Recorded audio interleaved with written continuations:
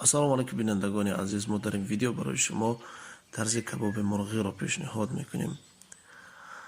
میگذاریم با درست کردن کباب مرغی. ما در یک ظرف مرغ را میگیریم، میشوییم.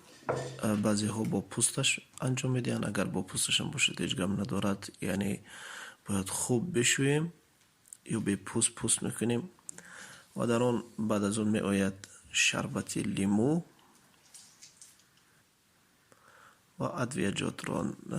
اول نمک، بعد زردچوبه، بعد یک قاشق مرچ و یک قاشق خاک قرنفل شیرینک و اینچنین سیر پیاز یعنی چسناک را خرد میکنیم تا که لذتش را دگرگون کند. یعنی چسناک برای همه چی تقریبا فایده دارد.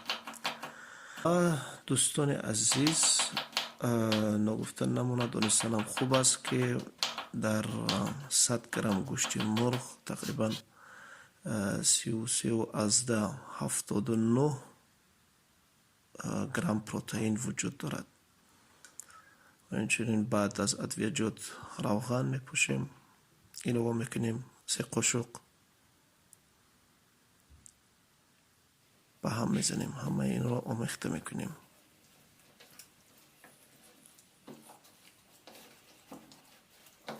وقتی که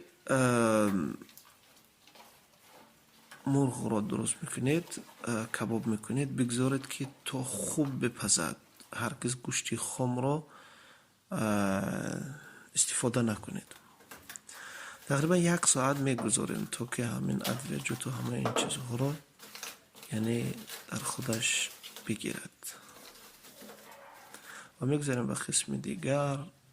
کارتوشکا یعنی سیب زمینی را ما خرد میکنیم و دیگر سبزیجات را با این قاطی میکنیم. الان شما میبینید که ما چطور درست میکنیم.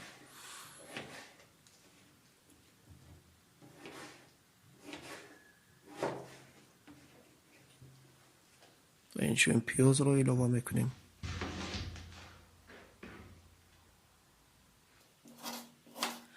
بسیاری ها میگویند که تحقیقات نشان میدهد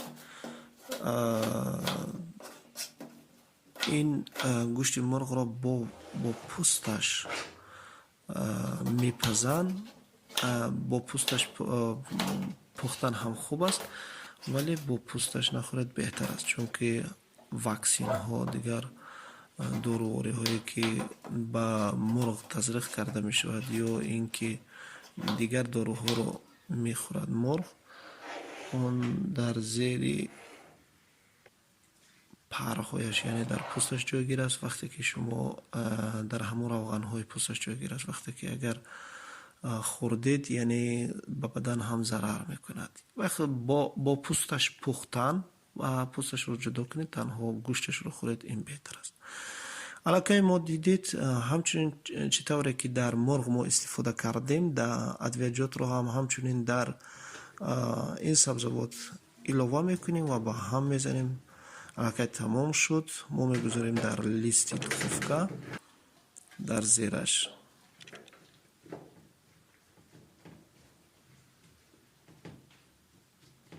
سیتکه رو میگذاریم و از بالایش می آید 2 تا مرغ. مرغ ما تقریبا آماده هست. اگر بیشتر هم مونیم، از 1 ساعت بیشتر هم مونیم بهتر است.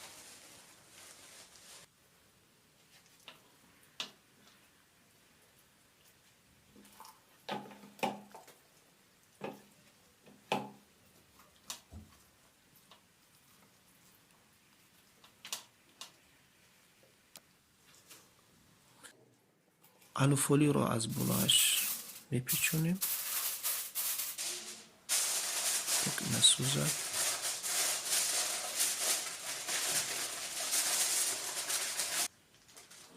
اناکل با دخوفکا میگذاریم. ما قبلا دخوفکا رو گرم کردیم، اینجا برای نشان دادن شما، یعنی در 200 درجه تقریبا 1 ساعت میگذاریم. بستگی از دخوفکا داره، شاید بعضی ها بیشتر بگذارن.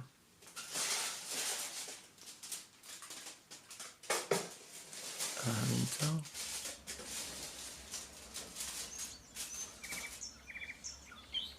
بعد از 1 ساعت میگیریم. یعنی الان کباب مرغ ما آماده هست. این بود مختصر کوتاه یک شکل درست و آسان آماده کردن مرغ کباب. بینندگان عزیز، اگر تا حال شما در کانال ما آبونو نشده باشید، عضو نبودید، لطفاً عضو شوید و